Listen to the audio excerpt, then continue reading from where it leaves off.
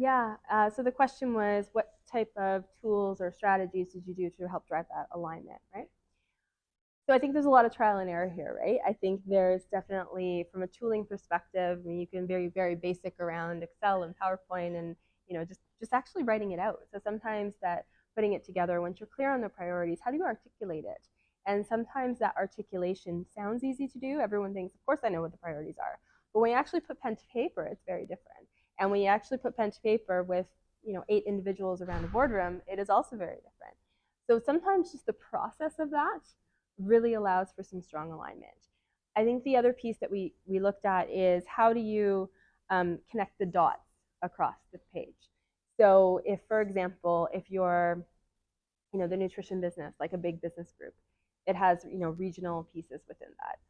So, and I'm just using this as an example, if the regions are not adding up to the sum of what the business group is trying to accomplish, everybody could do what they're supposed to be doing, but you're still not going to hit the plan.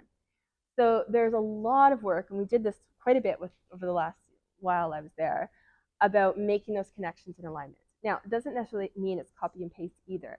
There might be something that's very specific for that region that they need to prioritize. But you need to be sure, if you're running the business group, enough of these all together actually still delivers on your strategy. And then the business groups need to do that for the executive, the full executive board, and whatnot.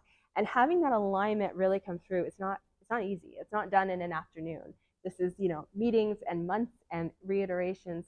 But I think it's really at the beginning being super clear on just getting something down and trying to write it out, and then having those conversations. Because as you have the conversation, that's where the richness comes in, and then you start to then you can kind of audit it and say, hey, did we actually get everything that we should have gotten?